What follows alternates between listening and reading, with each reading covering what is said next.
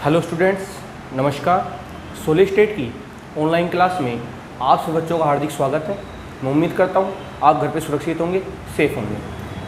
अपनी बात चल रही थी सॉलिड स्टेट की, और सॉलिड स्टेट में जो हम चर्चा कर रहे थे वो चर्चा कर रहे थे ठोसों में दोष की। आज अपन लास्ट डिफेक्ट पढ़ने वाले हैं सॉलिड के अंदर, और वो जो डिफेक्ट है वो अपने पास है अशुद्धता दोष।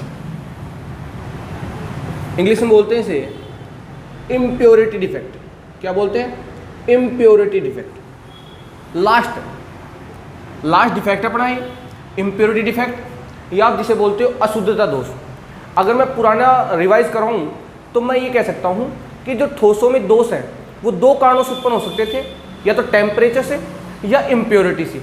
मैंने कहा था टेम्परेचर जैसे आप बढ़ाते हो पार्टिकल दूर दूर हो जाते हैं, और वो दूर दूर हो जाने के कारण कहीं भी आ सकते हैं, कहीं भी जा सकते हैं, और उनके आने जाने के कारण क्रिस्टलों में क्या उत्पन्न हो जाता है भाई? दोष। दूसरा कारण आपको ये बताया गया था, अगर मान लो किसी भी क्रिस्टल में आप कोई बाहर से इम्प्योरिटी डाल दो, यानी कहने का मतलब ये कि आपके पास कोई क्रिस्टल है जो शुद्ध अवस्था में है, अगर मान लो अगर आपने कोई बाहर से उसके अंदर अशुद्धि मिला दी, तो उस अशुद्धि मिलाने से भी क्रिस्टल में दोष उत्पन्न हो जाता है। उस दोष को बोलते हैं अशुद्धता दोष। क्या बोलते हैं? अशुद्धता दोष। और मैंने कहा था जो अशुद्धि मिलाने का तरीका है वो तरीका कहलाता है डोपिंग। क्या कहलाता है? डोपिंग, या जिसे आप हिंदी में बोलते हो अपमिश्रण। ये बात थी। फिर हमने दोषों को दो भागों में बांटा था, एक तो बिंदु दोष और एक अपने पास रेखीय दोष। हमने कहा था अगर पूरी पंक्ति की आदर्श व्यवस्था में अनियमितता आ रही है तो उस दोष को बोलते हैं हम रेखीय दोष। लेकिन अगर एक अवयवी कण के चारों ओर की आदर्श व्यवस्था में अनियमितता आती है उसे बोलते हैं हम बिंदु दोष। आपसे कहा गया था कि रेखीय दोष आपके सिलेबस में नहीं है, बिंदु दोष आपके सिलेबस में है। और बिंदु दोष को फिर हमने तीन भागों में बांटा था, स्टाइक्योमिति दोष, नॉन स्टाइक्योमिति दोष और अशुद्धता दोष। स्टाइक्योमिति दोष क्या थे? कि जिनमें धनायन और ऋणायन का जो अनुपात है वो बराबर होगा, या जितने धनायन होंगे उतने ही ऋणायन होंगे, और क्रिस्टल क्या होगा? उदासीन। फिर हमने उसको भी दो भागों में बांटा था, शोटकी दोष, फ्रैंकेल दोष। शोटकी दोष में हमने क्या कहा था कि जो धनायन और ऋणायन है वो क्रिस्टल जालक को छोड़कर बाहर चले जाते हैं, घनत्व में कमी आ जाती है, क्रिस्टल उदासीन होता है, और धनायन ऋणायन का अनुपात बिल्कुल क्या होता है? समान। और उस दोष को दूसरा नाम बताया था आपको रिक्तिका दोष। उसका एग्जाम्पल बताया था आपको NaCl, KCl, CSCl और AgBr।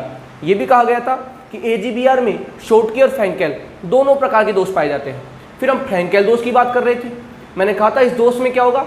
बाहर नहीं जाएगा, अंतराकाश में चला जाएगा, और अंतराकाश में जाने के कारण इस दोष का दूसरा नाम अंतराकाशी दोष भी था। इसे विस्थापन दोष भी कहते हैं। और इसमें घनत्व का मान क्या नहीं होता भाई? चयन नहीं होता। और इसका एग्जाम्पल बताया था मैंने आपको AgCl, AgBr, AgI, ZnS। ये बात हम कर चुके थे। फिर हम बात कर रहे थे नॉन स्टाइक्योमिति दोष की। हमने कहा था नॉन स्टाइक्योमिति का मतलब क्या होता है? जिसमें धनायन का और ऋणायन का जो अनुपात है वो बराबर नहीं होगा, यानी धनायन की संख्या और ऋणायन की संख्या आपस में समान नहीं होगी। इसलिए उन यौगिकों को हम बर्थोलाइड यौगिक कहते थे। बर्थोलाइड का मतलब क्या होता है? जिनका फॉर्मूला फिक्स नहीं होता। फिर हमने नॉन स्टाइक्योमिति दोष को दो भागों में बांटा, धातु आधिक्य दोष और धातु न्यूनता दोष। धातु आधिक्य दोष में हमने कहा कि इस दोष में धातु आयन की मतलब धनायन की क्या हो जाएगी? अधिकता। फिर उसको भी हमने दो भागों में बांटा कि ये ऋणायन के अभाव के कारण हो सकता है, या अंतराकाश में अतिरिक्त धनायन की उपस्थिति के कारण हो सकता है। फिर हम बात कर रहे थे किसकी? धातु न्यूनता दोष की। हमने कहा कि इस दोष में धातु की क्या हो जाती है भाई? कमी, या मैं कहूँगा धनायन की क्या हो जाती है? कमी, और ऋणायन की मात्रा क्या हो जाती है? अधिक। ये भी दो कारणों से हो सकता है, या तो धनायन के अभाव के कारण, जिसके अंदर एक एग्जाम्पल पढ़ाया था मैंने आपको FeS, जिसे अपन बोलते हैं फूल सॉलिड, मूर्खों का सोना, बताया गया था आपको। और एक होता है अंतराकाश में अतिरिक्त ऋणायन की उपस्थिति। मैंने कहा था ऐसा पॉसिबल नहीं है, क्योंकि ऋणायन का साइज काफ़ी बड़ा होता है, और एक ऋणायन के साइज को एक अंतराकाश में डालना बेहद मुश्किल है। तो सामान्यतः इस प्रकार के दोष ना तो देखे जाते हैं ना ही पाए जाते हैं। ये बात हम पिछले वाले लेक्चर में कर चुके। आज जो हम बात करने वाले हैं वो लास्ट डिफेक्ट है। इसके बाद आपके पास जो डिफेक्ट है सॉलिड में वो समाप्त हो जाएगा। उस डिफेक्ट का नाम क्या है भाई? अशुद्धता दोष, इम्प्योरिटी डिफेक्ट। देखो मैंने आपसे कहा था कि अगर आपके पास कोई प्योर क्रिस्टल है, अगर आपके पास कोई शुद्ध क्रिस्टल है या शुद्ध सॉलिड है, अगर उसमें आप कोई बाहर से अशुद्धि मिला देते हो, अगर उसमें आप कोई बाहर से अशुद्धि मिला देते हो तो उस जो क्रिस्टल था उसमें दोष उत्पन्न हो जाता है। और वो दोष क्या होता है भाई? अशुद्धता दोष। और वो अशुद्धि मिलाने का जो तरीका है वो तरीका कहलाता है अपमिश्रण। सुनो ध्यान से। अगर मान लो आपके पास एक प्योर क्रिस्टल है, प्योर क्रिस्टल है, मैं कहूँगा शुद्ध ठोस कह दो या क्रिस्टल, शुद्ध क्रिस्टल कह दो, अगर इसमें आपने कोई इम्प्योरिटी मिला दी, यानी मिला दिया आपने अशुद्धि, इम्प्योरिटी मिलाने में जो अपने पास जो प्योर था वो हो जाएगा डिफेक्टेड क्रिस्टल हो जाएगा। वो क्या हो जाएगा? उसके अंदर पहले कोई दोष उत्पन्न नहीं था, लेकिन जैसे आपने उसके अंदर इम्प्योरिटी मिलाई, यानी जैसे आपने उसके अंदर अशुद्धि मिलाई, बताऊंगा अशुद्धि किस प्रकार मिलाई जाती है, लेकिन आप पहले बात को समझो कि अगर आपके पास कोई शुद्ध क्रिस्टल था और उस शुद्ध क्रिस्टल में अगर आपने किसी भी प्रकार की कोई भी अशुद्धि मिला दी, तो अशुद्धि मिलाते ही उस क्रिस्टल में दोष उत्पन्न हो जाते हैं और उस क्रिस्टल को बोलते हैं अपन डिफेक्टेड क्रिस्टल, यानी दोष युक्त क्रिस्टल। क्या बोलते हैं? दोष युक्त क्रिस्टल। और ये जो मिलाने का तरीका है, इम्प्योरिटी मिलाने का तरीका, इसको बोलते हैं अपन डोपिंग। क्या बोलते हैं इसको? इसको बोलते हैं हम डोपिंग। क्या बोलते हैं इसको? हिंदी में बोलते हैं इसको डोपिंग, या इसी का दूसरा नाम क्या होता है? अपमिश्रण।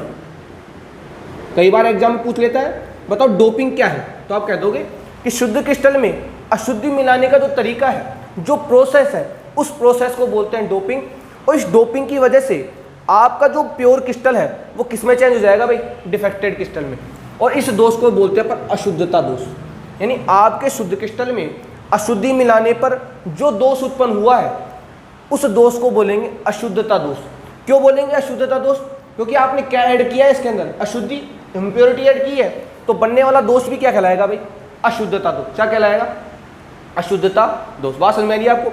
लेकिन मैंने आपसे कहा था कि आप चाहे किसी भी प्रकार का सॉलिड लो, चाहे स्टाइक्यूमिति की बात करो, चाहे नॉन स्टाइक्यूमिति की बात करो, या आप इम्प्योरिटी की बात करो, हर सॉलिड में क्रिस्टल क्या रहेगा भाई? उदासीन। क्या रहेगा भाई? क्रिस्टल तो उदासीन रहेगा ही रहेगा, भले आप स्टाइक्यूमिति डिफेक्ट देखो, नॉन स्टाइक्यूमिति डिफेक्ट देखो, या इम्प्योरिटी डिफेक्ट देखो, तीनों में किसी भी प्रकार कोई भी दोष हो, क्रिस्टल तो हमेशा क्या रहना है भाई? उदासीन। और जो इम्प्योरिटी मिलाने का तरीका है, उस तरीके को बोलते हैं हम डोपिंग। बात समझ आ गई? तो अगर मान लो आपसे पूछे कि बताओ अशुद्धता दोष क्या है, तो आप कहोगे किसी भी शुद्ध क्रिस्टल में या किसी भी आयनिक क्रिस्टल में अशुद्धि मिलाई जाती है, यानी मैं कहूँगा किसी भी आयनिक क्रिस्टल में जब किसी भी प्रकार की कोई अशुद्धि मिलाई जाती है, तो उस अशुद्धि मिलाने से क्रिस्टल में दोष उत्पन्न हो जाता है, उस दोष को बोलते हैं हम अशुद्धता दोष।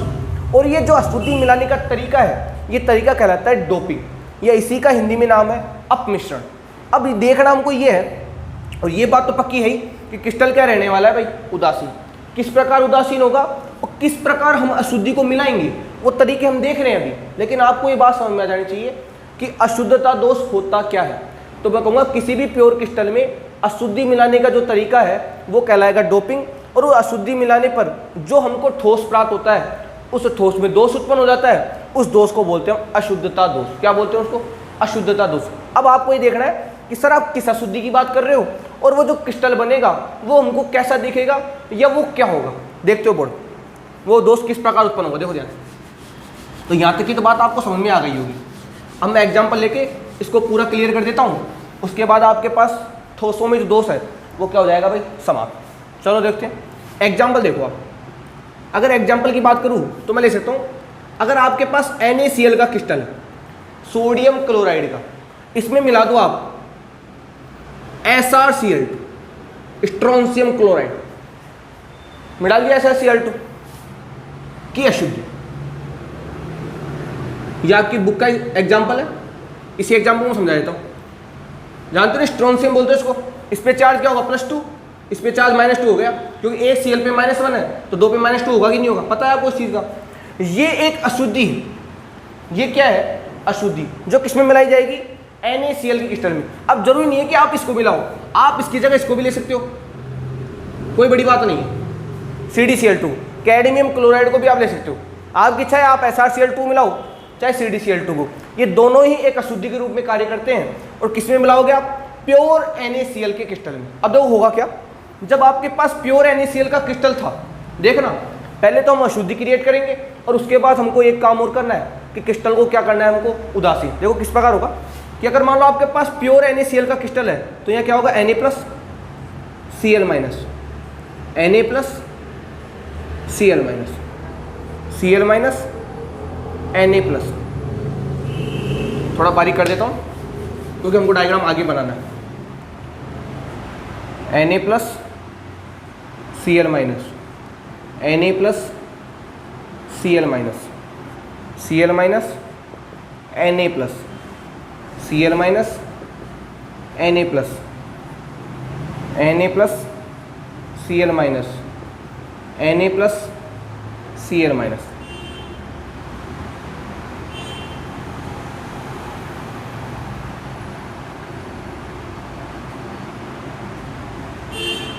मैं कहूँगा इस टाइम है ये प्योर NaCl क्रिस्टल है कि नहीं। इसमें इस टाइम किसी भी प्रकार की कोई अशुद्धि नहीं है, जितने धनायन है उतने ऋणायन है, और किसी भी प्रकार की कोई इम्प्योरिटी नहीं है। अब इसके अंदर आप मिलाओगे SrCl2, क्या मिला दोगे, SrCl2 या CdCl2, आपकी इच्छा जो मिला दो आप। होगा क्या, जैसे आप SrCl2 इसके अंदर मिलाओगे तो यहाँ पे जो धनायन है वो धनायन कौन है भाई, Sr+2। यहाँ पे जो धनायन है वो धनायन कौन है, Sr+2। मैंने कहा ऋणायन का तो कोई रोल होता नहीं, क्योंकि ऋणायन का आकार क्या होता है, बड़ा, और ऋणायन का आकार बड़ा होने की वजह से वो दोष के अंदर कोई योगदान अपना देता नहीं। ये आप बात तो आपको पता भी लग गई और आपने चीज देख भी ली। मैं कहूँगा जो भी काम होगा वो काम किसका होगा, इस Sr+2 का। जैसे आपने NaCl लिया और उस NaCl वाले क्रिस्टल में जैसे ही आपने SrCl2 वाली अशुद्धि मिलाई तो होगा ये कि Na प्लस ही जाएगा। भाई प्लस वाला तो ये है और प्लस वाला ये है, तो प्लस को प्लस ही रिप्लेस करेगा, यानी एक प्लस जाएगा और दूसरा प्लस आएगा। यही मतलब होगा भाई, ये थोड़ी कि यहाँ से प्लस जाएगा, यहाँ से माइनस जाएगा, यहाँ से प्लस आ जाएगा, ऐसा बिल्कुल नहीं होगा। अगर आप प्लस को लेके आ रहे हो तो यहाँ से प्लस को ही जाना निश्चित है भाई। होगा क्या कि जब आपके पास प्योर NaCl क्रिस्टल था, उस प्योर NaCl क्रिस्टल में आपने मिला दी SrCl2। जैसे आप इसके अंदर SrCl2 मिलाओगे तो जहाँ पर Na प्लस है, यानी जहाँ पर धनायन है, उस धनायन की जगह कौन आ जाएगा भाई, Sr+2। कौन आ जाएगा, यानी यहाँ से सोडियम प्लस तो चला जाएगा और Sr+2 आ जाएगा। यहाँ से कौन चला जाएगा, Na प्लस, और आप कौन जाएगा भाई, Sr+2। बात समझ में आ रही है कि जैसे अगर आपने पास प्योर NaCl क्रिस्टल था, उस प्योर NaCl क्रिस्टल में अगर आपने SrCl2 की अशुद्धि मिलाई है तो धनायन के स्थान पर कौन आ जाता भाई, Sr+2। अब सोचो आप कि एक Sr के ऊपर +2 चार्ज है, यानी एक Sr पे चार्ज कितना है, +2। अब बताओ एक Na पे चार्ज कितना होता है, +1। अगर आपको क्रिस्टल को उदासीन करना है, क्योंकि मेरा काम क्या था कि आपको दोष तो उत्पन्न करना है, जो करना ही है, साथ में क्रिस्टल भी क्या होना चाहिए, उदासीन। तो इसके ऊपर चार्ज तो +2 है, इसके ऊपर चार्ज +1 है। तो बताओ अगर इसको हमको संतुलित करना है, अगर हम एक Sr+2 को इसके अंदर लेके आ रहे हैं, मान लो हम एक Sr+2 को इस सॉलिड के अंदर लेके आ रहे हैं, बताओ 2 Na+ अपना स्थान छोड़ेंगे नहीं छोड़ेंगे, क्योंकि इसके ऊपर चार्ज +2 है, और इस +2 को मेंटेन करने के लिए हमको 2 Na को बाहर भेजना पड़ेगा, क्योंकि यहाँ पे Na+ है और Na पे एक पॉजिटिव होता है, जबकि आने वाले के ऊपर चार्ज कितना है, +2। तो मैं कहूँगा एक Sr+2 आएगा, और जैसे ही वो आएगा 2 Na+ यहाँ से क्या हो जाएंगे, गायब। मैं कहूँगा विलुप्त हो जाएंगे। तो बताओ क्रिस्टल क्या बनेगा, देखना, देखो ध्यान से इस क्रिस्टल को, पूरी बात समझ में आ जाएगी आपको। मैं कहूँगा जैसे मान लो आपकी, जैसे मान लो आप Sr+2 यहाँ लेके आ रहे हो, यहाँ लेके आ रहे हो, यहाँ गया Sr+2, यहाँ कौन है, Cl माइनस Na+, पहले बना देता हूँ, Na+, Cl minus, Na+, Cl minus, Cl minus, फिर Na+, Cl minus, Na+, Cl minus. अब देखो एक Sr+2 आया तो 2 Na को अपना स्थान छोड़ना होगा, आ गया, एक Na को छोड़ देगा अपना स्थान, किसी को बैठा दो। देखो यहाँ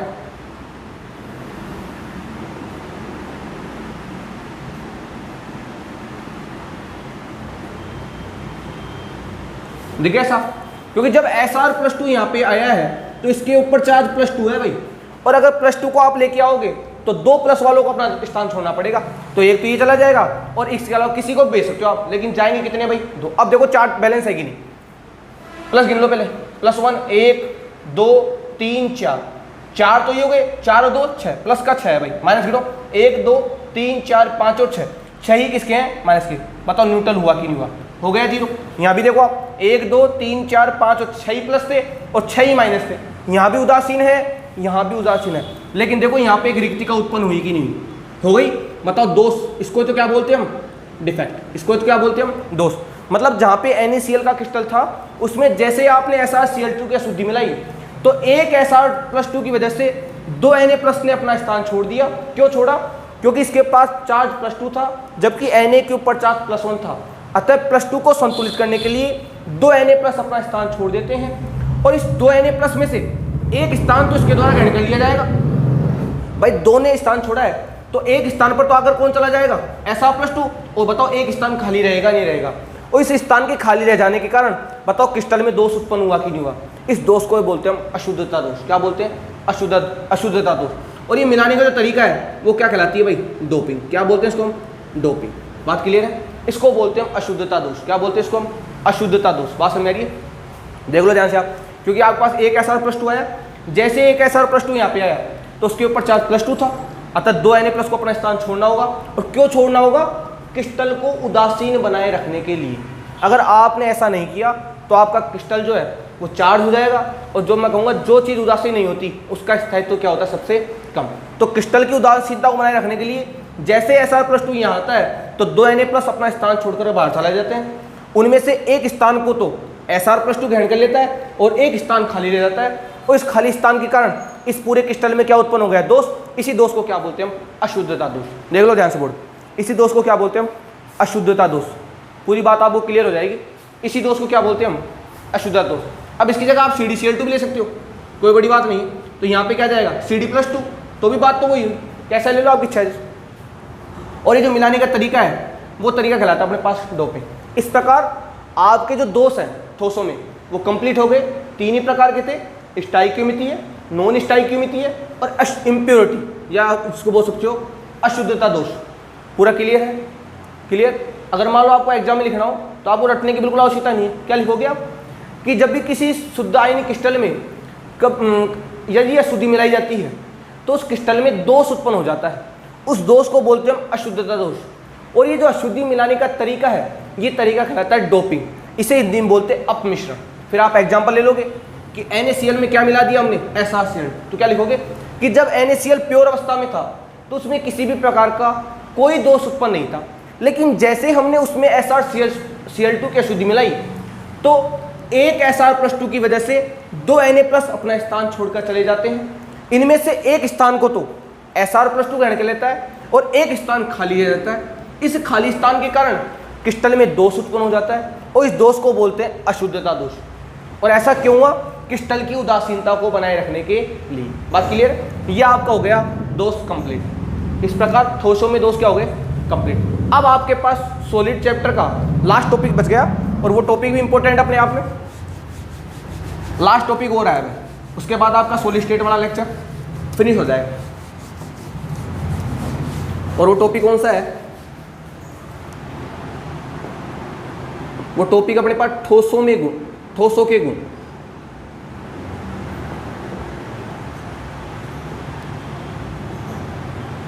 प्रॉपर्टीज ऑफ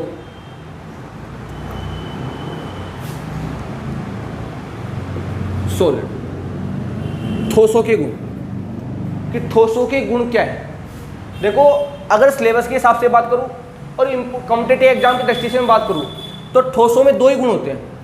ठोसों के 2 ही गुण हमको चर्चा में करने हैं। पहला गुण क्या होगा और दूसरा गुण क्या होगा, देखो ध्यान से। पहला हमको देखना है ठोसों, सीधा लिख देता हूं, ये तो मैं कहूंगा विद्युतीय गुण, और एक देखेंगे हम चुंबकीय गुण। 2 ही गुण देखने, ये तो इलेक्ट्रिकल प्रॉपर्टीज, इलेक्ट्रिकल प्रॉपर्टी, और एक हमको देखना है मैग्नेटिक प्रॉपर्टी।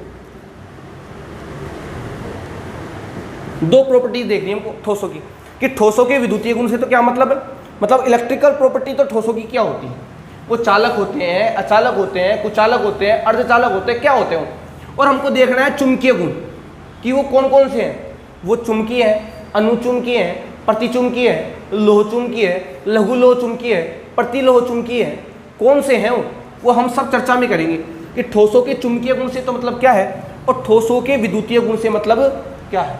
तो ठोसों के 2 प्रकार के गुण होते हैं, एक तो विद्युतीय गुण और एक अपने पास कौन सा होता है, चुंबकीय गुण। इन दोनों की चर्चा हमको करनी है। उसके बाद आपका जो सॉलिड स्टेट का जो चैप्टर है वो भाई समाप्त हो जाएगा। उसके बाद सॉलिड स्टेट में कुछ भी नहीं बचा। लास्ट टॉपिक पढ़ने हमको ठोसों के विद्युतीय गुण और ठोसों के चुंबकीय गुण। तो पहले मैं बात कर रहा हूँ ठोसों के विद्युतीय गुण की। पहले किसकी बात कर रहे हैं हम, ठोसों के विद्युतीय गुण की। इंग्लिश में लिख देता हूं, इलेक्ट्रिकल प्रॉपर्टीज ऑफ सॉलिड, ठोसों के विद्युतीय गुण, इलेक्ट्रिकल प्रॉपर्टीज ऑफ सॉलिड, ठोसों के विद्युतीय गुण। देखो अगर हम बेसिक बात करें तो हम ये कह सकते हैं कि ठोसों के विद्युतीय गुण से मतलब क्या है, यानी मैं कहूंगा ठोसों के विद्युतीय गुण से मतलब है कि वो विद्युत धारा का चालन करते हैं कि नहीं करते। मतलब अगर आप उसके अंदर इलेक्ट्रिसिटी डालोगे, यानी उसके अंदर अगर विद्युत धारा का प्रवाह करोगे, तो वो विद्युत के चालक होंगे, कुचालक होंगे, सुचालक होंगे, क्या होंगे वो, उनके आधार पर हम ठोसों को बांट रहे हैं भाई। ठोसों के विद्युतीय गुण से मतलब क्या है, उनमें विद्युत धारा का चालन देखना कि वो विद्युत धारा का चालन करते हैं, नहीं करते हैं, कम करते हैं, ज्यादा करते हैं, क्या करते हैं, उनके आधार पर हमको ठोसों को बांटना है। और ठोसों के विद्युतीय गुण के आधार पर, मतलब ठोसों में विद्युत धारा के प्रवाह के आधार पर ठोसों को 3 भागों में बांटा गया है। कौन कौन से? एक तो अपने पास होते हैं चालक, जिनको बोलते हैं कंडक्टर। क्या बोलते हैं? कंडक्टर। एक अपने पास होते हैं अचालक, खूब पढ़ते हो आप ये 9-10 के अंदर, इनको बोलते हैं इंसुलेटर।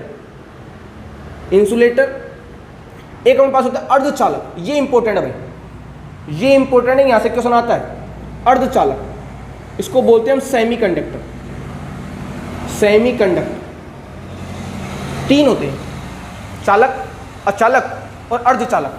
3 भागों में बांटा गया है ठोसों के विद्युतीय गुण के आधार पर ठोसों को। ठोस चालक भी हो सकते हैं, ठोस अचालक भी हो सकते हैं और ठोस अर्धचालक भी हो सकते हैं। और अर्धचालक से क्वेश्चन एग्जाम में आता है, क्योंकि यहाँ पे 2 पढ़ेंगे हम, एक तो पी टाइप और एक एन टाइप। देखेंगे क्या होते हैं, आएंगे बाद में, चर्चा करेंगे बाद में हम। लेकिन ये ध्यान रखना कि विद्युतीय गुण के आधार पर, यानी विद्युत धारा के चालन के आधार पर ठोसों को 3 भागों में बांटा गया है, चालक, अचालक और अर्धचालक। अगले वाले लेक्चर में हम इन तीनों की चर्चा करेंगे, उसके बाद चुंबकीय गुण की चर्चा करेंगे और फिर आपका सॉलिड स्टेट का चैप्टर क्या हो जाएगा, फिनिश। उसके बाद स्टार्ट करेंगे नए चैप्टर। ठीक है, जब तक के लिए धन्यवाद।